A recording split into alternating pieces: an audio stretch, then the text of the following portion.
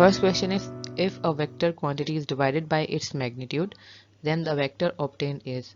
So basically what a vector is, vector दो चीज़ों से मिलकर बनता है, एक चीज़ होती है मैग्नीट्यूड और एक चीज़ होती है इसकी डायरेक्शन। और हमारे पास अगर इसको हम लोग डिवाइड करवा देते हैं इसके मैग्नीट्यूड से फॉर एग्जांपल, तो क्या हमारे पास क्या चीज़ बचती है, ओनली डायरेक्शन। और जो यूनिट वेक्टर होता है, यूनिट वेक्टर की जो कैरेक्टरिस्टिक्स होती हैं वो यही होती हैं कि यूनिट वेक्टर एक डायरेक्शन को शो करता है और उसका यूनिट मैग्नीट्यूड होता है।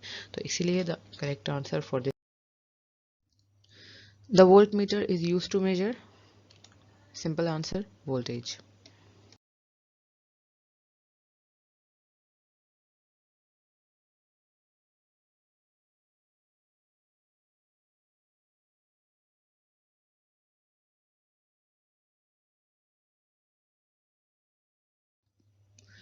Third question is, a force applied by an engine of a train of mass 2.05 10 exponent 6 kg changes its velocity from 5 meter per second to 25 meter per second in 5 minutes. The power of the engine is.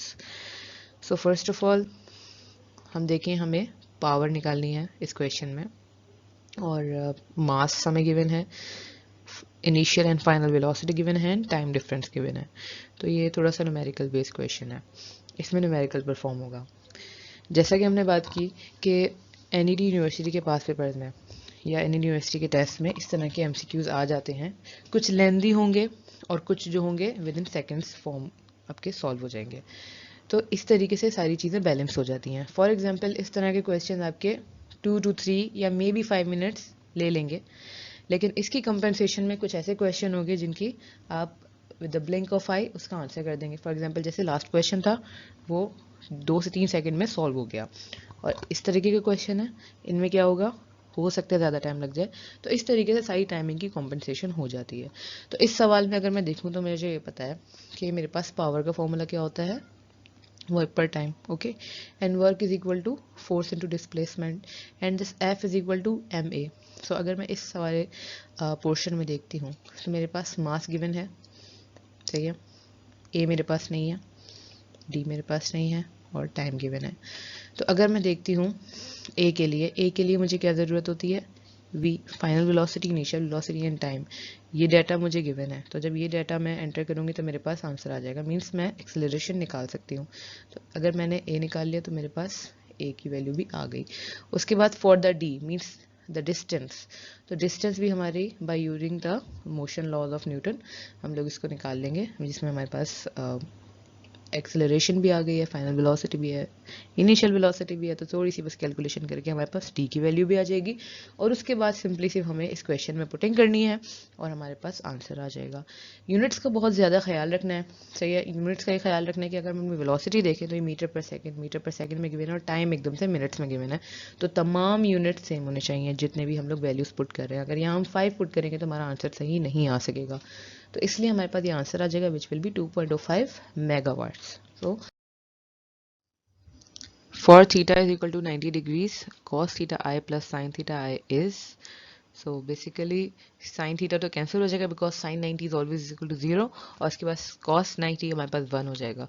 तो जब हमारे पास value 1 आ जाएगी in only single direction, तो it will represent a unit vector. When two bodies move towards each other with constant speed, the distance between them decreases at the rate of 6 meter per second. And if they move away from each other, then the distance between them increases at the rate of 4 meter per second. तो अगर इसकी हम equation form करें sort of, for example this body is body A and this body is body B, then what will it be कि जब दोनों का distance closer होता है, means when they are coming towards each other, तो उनका क्या रेट है इंक्रीज होने का, 6 मीटर पर सेकेंड। और जब वो लोग एक दूसरे से दूर जा रहे हैं, उनका जो डिस्टेंस है वो इंक्रीज हो रहा है, means a minus B will be equal to 4। तो सिमिलरली जब इस वजह से हमारे पास आंसर आ जाएंगी, हम दो इक्वेशन है, दो वेरिएबल हैं, तो सिंपल हमारे पास क्या आंसर आ जाएगा, a will be equal to 5 and b will be equal to 1। तो simply option a will be our correct option. For a given velocity a projectile has the same range r for 2 angles of projection, means 2 different angle of projection पे same velocity के साथ हमारी same range है। If T1 and T2 are the times of the flight in that case, तो ये कुछ cases होते हैं प्रोजेक्टाइल के जिनके डायरेक्ट आंसर होते हैं। तो जैसे ये एक केस हमारे पास बयान किया गया है, तो इसका हम डायरेक्ट आंसर, ये चीज़ें हम लोग डायरेक्ट इनके रिलेशन पढ़ लेंगे, तो the answer will be T1 T2 is directly proportional to the range. क्योंकि जाहिर बात है ड्यूरिंग द एंट्री टेस्ट इतना टाइम नहीं होता कि इन चीज़ों को पूरा सॉल्व किया जाए, but still if someone has a confusion तो इसको चीज़ मैंने सॉल्व की हुई है। फॉर एग्जांपल मैंने दो रेंजेस लिए हैं और इन दोनों की जो है वो इसकी सब कुछ सेम वैल्यूज़ रख के बिल्कुल इस तरीके से ये जो केस है इसको मैंने प्रूफ किया हुआ है, तो वो इस तरीके से देख सकते हैं। जाहिर है इतनी बड़ी सॉल्यूशन जो है वो एंट्री टेस्ट में हो नहीं सकता, तो डायरेक्ट इस तरीके से केसेस के जो है रिलेशंस पढ़ लिए जाएं फॉर द प्रोजेक्टाइल मोशन। तो हमारे पास क्या होगा कि इसको विद इन सेकेंड्स हम आंसर कर सकेंगे। The formula of the grating element is, it is basically the grating element is equal to 1 upon the grating lines, which will be the option number B. So option number B is the correct answer. A simple pendulum is in a satellite. Its time period is. So basically हमारे पास time period का formula क्या होता है, ये यहाँ पे हम देख सकते हैं कि जो T है वो is inversely proportional to the G. Okay, means T और G का इन्वर्स रिलेशन है। तो अगर मैं बात करूँ सैटेलाइट की, तो सैटेलाइट में तो ग्रेविटी होती ही नहीं है, that is equal to the zero. तो जब मेरे पास डिनोमिनेटर में जीरो होगा तो मेरी जो T की वैल्यू होगी मीन्स टाइम पीरियड की वैल्यू होगी वो अल्टीमेटली क्या हो जाएगी, infinity. So here the correct answer is option number C, that is infinite. If force is applied at the center of the mass, then the torque is, so basically what a torque is equal to radius into force. So when at the center of the mass the radius is 0, so ultimately the torque will be also 0. So therefore B is the correct answer. The waves used for the communication through artificial satellite is, so the waves used are, ये memory based question है, इसका answer है microwave, because microwaves are preferred in order to communicate with the artificial satellite which are orbiting the Earth at a particular height from surface of the Earth. The microwaves are preferred because they can penetrate through the Earth's atmosphere very easily and reach the targeted satellite. So here the correct option is option number A. When one mirror of Manchester interferometer is moved through a distance of 0.5 millimeters and 2000 fringes are observed, then the wavelength of the light used is, so simply here हमें D की value given है, हमें wavelength of the light निकालनी है और N की value given है। ये वाला फॉर्मूला हमारा डायरेक्ट अप्लाई होगा, इसमें डायरेक्ट हमारी वैल्यूज इनपुट हो जाएगी, एज सिंपल एज दैट, और हमारा क्या आंसर आ जाएगा, ये आ जाएगा। बट अगर हम अपने ऑप्शंस देखेंगे तो यहाँ पे एमस्ट्रॉन्ग एंड सेंटीमीटर में गिवन है, तो सिंपली हम लोग इसको क्या करेंगे, हम लोग इसको कन्वर्ट कर लेंगे अपने एमस्ट्रॉन्ग में, तो देख लेंगे कि कितनी वैल्यू आती है। तो अगर मैं इसको 5000 लिखती हूँ then I will have a scientific notation of -4 into 10 की पावर -6। मगर मैं सिर्फ इस 0.5 को कन्वर्ट करूं तो ये किस चीज़ में कन्वर्ट हो जाएगा, इस चीज़ में कन्वर्ट हो जाएगा, and then ultimately I can have के 5000 into 10 exponent -10, because these two powers will be added. तो सिंपली क्या हो जाएगा मेरे पास, 10 exponent -10 represents angstrom, so basically it is this option number C, that is 5000 Armstrong. So option number C is the correct answer. Sound waves of 50 Hz and 100 Hz enter a same medium, then speed of 50 Hz is less, speed of 100 is less. So basically अगर हम इसकी चीज़ देखें कि जो speed of sound होती है वो medium से vary करती है, वो temperature से vary करती है, but frequency के independent होती है। इसकी सबसे बड़ी एग्जाम्पल ये है कि हम लोग दुनिया में बातें करते हैं एक दूसरे से, हर इंसान की फ्रीक्वेंसी डिफरेंट होती है, हम लोग डिफरेंट चीज़ें सुनते हैं, हर चीज़ की, हर इक्विपमेंट की साउंड की फ्रीक्वेंसी डिफरेंट होती है, बट हम लोग उस चीज़ को उसी लेवल से सुन रहे होते हैं, सही है। तो उसमें कोई डिस्टॉर्शन नहीं आ रही होती, उसमें कोई स्पीड का फ़र्क नहीं आ रहा होता, क्योंकि हम सबका क्या है, मीडियम सेम है। तो इसका क्या मतलब है कि the speed of sound is independent of the frequency. तो जितनी भी डिफरेंस हो फ्रीक्वेंसी का, इससे बिल्कुल फर्क नहीं पड़ेगा, दोनों की जो स्पीड होगी वो एग्जैक्टली द सेम होगी, that is option number D. So beats are produced with the help of two sound waves of amplitude 3 and 5 units. The ratio of maximum to minimum intensity in the beat says, so it is a numerical based question and we know that intensity is directly proportional to the square root of amplitude, और इसका कुछ ये formula होता है. तो अगर मैं ऊपर वाली चीज़ की बात करूँ, क्योंकि हमें रेशियो निकालना था, तो ऊपर मैं न्यूमरेटर में देखूँ तो मेरे पास ये फॉर्मूला है मैक्सिमम इंटेंसिटी का और डिनोमिनेटर में है किसका, मिनिमम इंटेंसिटी का. तो इस सवाल को ऐसे भी पूछा जा सकता है कि what is the maximum intensity. तो अगर हमसे सिर्फ इस सवाल में ओनली मैक्सिमम इंटेंसिटी कही जाएगी तो हम सिर्फ इसको ऊपर वाले पोर्शन को डील करके आंसर दे देंगे. बट यहाँ पे हमसे रेशियो पूछा है इन दोनों का, तो या तो हमने क्या किया, फिर इन दोनों का रेशियो निकाल लिया और सिंपली अपनी वैल्यूज पुट कर दी. Means it could be A1 and A2 and यहाँ हमने वैल्यूज पुट कर दी एंड देन हमारे पास आंसर आ गया. That is option number D, 16:1. A piece of copper and germanium are cooled from its room temperature to 80 Kelvin. The resistance of, तो इस चीज़ को समझने के लिए पहले हमें थोड़ी सी ये बात समझनी पड़ेगी कि the resistance of conductor are directly proportional to the temperature. मतलब एक कंडक्टर की रेजिस्टेंस टेम्परेचर के बढ़ने पर बढ़ेगी, सही है. और एक resistance of the semiconductor is inversely proportional, मतलब जब टेम्परेचर बढ़ेगा तो resistance of a semiconductor will decrease and vice versa. तो अगर हम लोग अपनी एग्जांपल में देखें तो कॉपर जो है हमारे पास वो है एक कंडक्टर और जर्मेनियम क्या है, सेमीकंडक्टर. तो अगर इसी तरीके से बात की जाए, जो कॉपर है वो एक कंडक्टर है, तो जब कॉपर एक कंडक्टर है तो जब इसका टेम्परेचर कम होगा, हम यहाँ देखते हैं हमारे पास इस रूम टेम्परेचर से 80 केल्विन पे जा रहे हैं हम लोग, मीन्स हम लोग कूल डाउन कर रहे हैं. ओके तो क्या होगा, जब टेम्परेचर कम होगा तो रेजिस्टेंस भी कम होगी. And similarly for the germanium, जब टेम्परेचर कम होगा तो रेजिस्टेंस बढ़ेगी. So here the answer will be the copper, the resistance of copper will decrease and germanium will increase. So here option D is the correct answer. The dimensional formula of angular velocity is omega is equal to v upon r. So where v upon r, where v is meter per second and r का क्या unit होगा हमारे पास, only metre. So metre से metre cancel, क्या बचा हमारे पास, ओनली सेकेंड. तो सेकेंड किस चीज़ की डायमेंशन है, टाइम की. So time inverse will be our correct answer. So upon these answers we can say option C is the correct one. So a wire of length L is stretched such that its radius become half, then its resistance become. तो हम लोग सबसे पहले use करेंगे यहाँ पे resistance का formula and then, क्योंकि ये वाली चीज़ हम लोग क्यों करेंगे, हम यहाँ पे लेंथ को क्यों ख़त्म करेंगे, क्योंकि हमारी लेंथ में वेरिएशन आ रही है और एरिया में वेरिएशन आ रही है.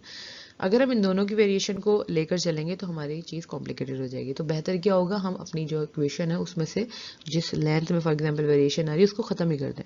तो हम लेंथ में वेरिएशन को ख़त्म करने के लिए क्या करेंगे, we know that volume is equal to area into length, और लेंथ का फॉर्मूला क्या हो जाएगा फिर, v अपॉन a, मीन्स वॉल्यूम पर एरिया. तो वॉल्यूम पर एरिया एंटर कर दिया in the place of length and ये हमारे पास एज इट इज आ गया. तो हमारे पास ये फॉर्मूला बन गया जिसमें रेजिस्टेंस का फॉर्मूला है इसी चीज़ का है, लेकिन इसमें लेंथ का हमने फैक्टर खत्म कर दिया. तो we know that area, cross sectional area क्या होता है, pi R square. Cross sectional area हमने यहाँ पुट कर दिया तो हमें क्या पता चल गया, रिलेशन मिल गया, the relation of resistance and radius. क्योंकि यहाँ पे क्वेश्चन में तो यही पूछा है कि रेडियस हमारा हाफ हो गया, तो अब रेजिस्टेंस पे क्या हमारा इफेक्ट पड़ेगा. तो मीन्स हमें दो चीज़ें किनको रिलेट करना था, रेजिस्टेंस और रेडियस को. सिंपली हम लोग इसमें अपने वैल्यूज पुट कर देंगे, रेडियस को हाफ कर देंगे, देन अल्टीमेटली हमारे पास क्या आंसर आ जाएगा, 16. 1 kilowatt motor drives a pump which raises water through the height of 15 meters. Calculate the mass of water lifted per second assuming the system is 75% efficient. तो अगर हम लोग डाटा को देखें, यहाँ पे हमें क्या गिवन है, पावर गिवन है, हाइट गिवन है. तो इस चीज़ से हमें क्या पता चल रहा है कि हमें कौन सा फॉर्मूला यूज़ होगा, मीन्स पावर का फॉर्मूला ही यूज़ होगा. तो इस तरह के एमसीक्यूज़ को सॉल्व करने की क्या चीज़ होती है, अगर आपको ना समझ आ रहा हो, जाहिर सी बात है जब क्वेश्चन सामने आएगा उस वक्त तो हमें नहीं पता चलेगा कि हमें क्या चीज़ अप्लाई करनी है.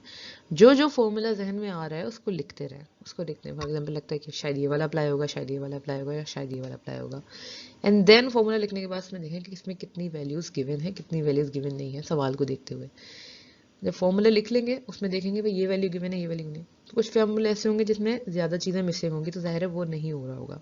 अगर मैं यहाँ पे इस वाले क्वेश्चन में देखूँ, क्योंकि हम लोग डायरेक्ट सॉल्यूशन कर रहे हैं यहाँ पे, तो हम लोग हिट एंड ट्रायल अभी कर नहीं रहे. तो क्या होगा, अगर मैं पावर का फॉर्मूला देखती हूँ, पावर को फॉर्मूले को फर्दर में ओपन करती हूँ, तो मेरे पास क्या वैल्यू है, मास ग्रेविटी, हाइट और टाइम। तो टाइम गिवन है मुझे, हाइट गिवन है, ग्रेविटी तो ऑब्वियस सी बात है, एंड देन मुझे क्या निकालना है, मास, और पावर भी गिवन है। तो एक मेरे पास क्या हो गया, वेरिएबल है, और मुझे वही निकालना है, बाकी सारी वैल्यूज मुझे गिवन है। तो सिंपली मैं क्या करूँगी, जस्ट मैं वैल्यूज को पुट कर दूंगी तो मेरे पास क्या आ जाएगा, आंसर आ जाएगा। सही है। और क्योंकि इन्होंने एंड में क्या चीज़ कही है, 75% एफिशिएंसी, तो सिंपली मैं क्या करूँगी कि अपने आंसर को मल्टीप्लाई बाय 0.75 कर दूंगी, या 75 बाय 100 से मल्टीप्लाई कर दूंगी, तो what will I have, the answer that is 5 kgs of mass will be lifted per second. The amount of energy required to ionize the hydrogen atom, it is simply a memory based question, तो इसका direct answer होगा। इस तरह के वो question हैं जो with in a second answer हो जाएंगे, और इनकी कंपनसेशन हो जाएगी आपके बिग क्वेश्चन में, जहाँ पे आपको पूरे पूरे सॉल्यूशंस करने होंगे। तो ये वाले क्वेश्चन है जो आपको विद इन सेकेंड आंसर करने हैं। ये तो या आता है या नहीं आता, इनमें ये वाली कहानी होती है। न्यूमेरिकल है, क्योंकि इस तरह की चीज़ उसमें तो हो सकता है कि आप सोच लें। इस तरह के एमसीक्यूज होते हैं, इनका एक या तो पॉजिटिव पॉइंट है या तो नेगेटिव पॉइंट है। पॉजिटिव पॉइंट इनका ये है कि अगर आता है तो विद इन सेकेंड हो जाता है, टाइम रिक्वायर ही नहीं होता। नेगेटिव पॉइंट ये है कि इसमें आप जितना सोच लें, जितना भी कर लें, क्योंकि मेमोरी बेस्ड होता है, तो आप इसमें तुक्का नहीं लगा सकते, या तो आता है या तो नहीं आ सकता। तो ये वाली कहानी है इस तरह के क्वेश्चन की। So B is the correct answer. The magnification power of a convex lens of focal length 10 centimeter when the image is formed at the near point is, तो सबसे पहले हम अपनी मैग्नीफाइंग पावर का फॉर्मूला पुट करते हैं, जिसमें this is 1 plus D upon F. What D is basically the least distance of distinct vision, and for human beings it is 25। इसकी वैल्यू फिक्स्ड है हमारे पास। इस तरह का जो भी क्वेश्चन आता है we will be using 25 centimetre as our least distance of distinct vision. तो जब हम लोग इसमें पुट करेंगे हमारे पास सिंपली आंसर आ जाएगा, and that will have option D as the correct answer. Sensitivity of moving coil galvanometer can be increased by, it will be increased by the number of turning coils, means if we will increase the number of turning coils. Why? Because sensitivity of moving coil galvanometer is, जो sensitivity का formula होता है वो ये होता है, जिधर N, A, B and K represent different variable and values and factors upon which it depends. तो जो N होता है वो यहाँ क्या शो करता है, number of turns in the coil। तो ये क्यों, इसका डायरेक्ट रिलेशन है विद द सेंसिटिविटी, तो सिंपली इसके इंक्रीज करने से हमारी सेंसिटिविटी इंक्रीज होगी। So therefore increasing the number of turns of coil will be the correct option. Compute the value of B in air at a 0.5 centimeter from a long wire varying a current of 15 ampere. So here we will be using this formula, जिसमें हमें flux निकालना है, हमें ampere given है, area given है, बाकी इस चीज़ की तो वैल्यू हमारी फिक्स होती है। We all know that is equal to 4 pi 10 exponent -7। उसके बाद सिंपली सारी वैल्यूज पुट करेंगे, आंसर आ जाएगा हमारे पास 6 exponent -5 tesla. So option A is the correct answer. A body of mass m is moving in a circle with radius r with constant speed v.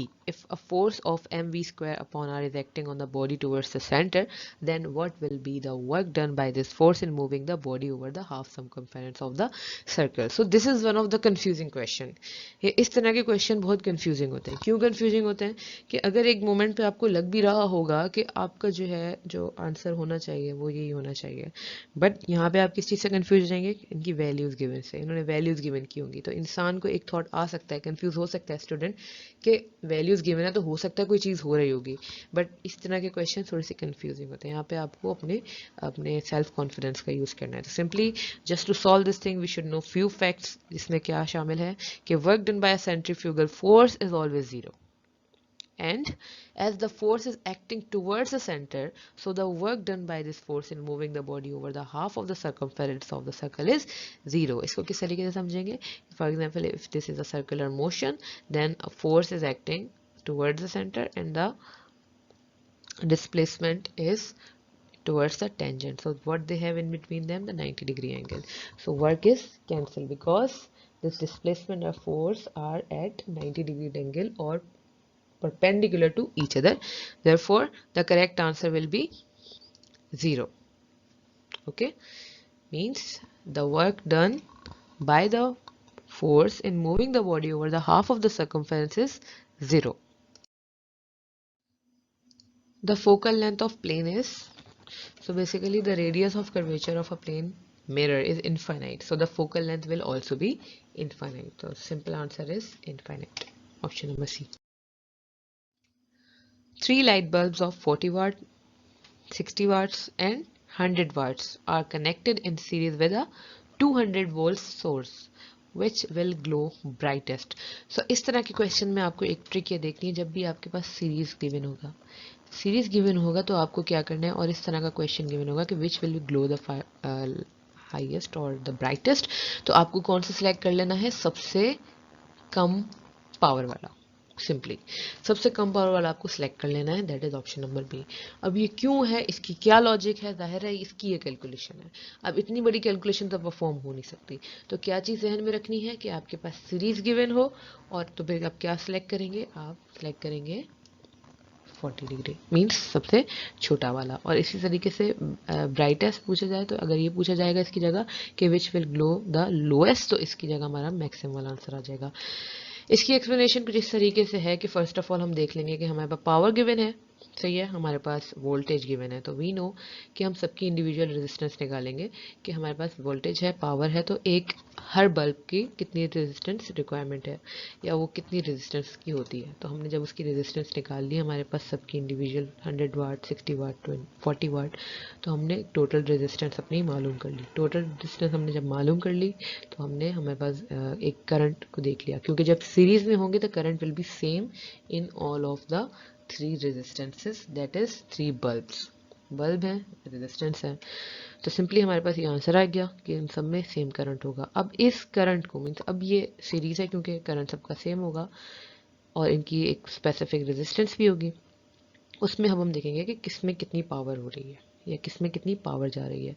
तो मैं अगर यहाँ पे देखूँ कि मेरे पास 100 वाट वाला बल्ब है और मैंने P is equal to I²R में अगर वैल्यूज पुट की हैं, तो मेरे पास जो मैक्सिमम पावर आ रही है वो किस वैल्यू पे आ रही है, means this value into 400, this value into 666, this value into 1000।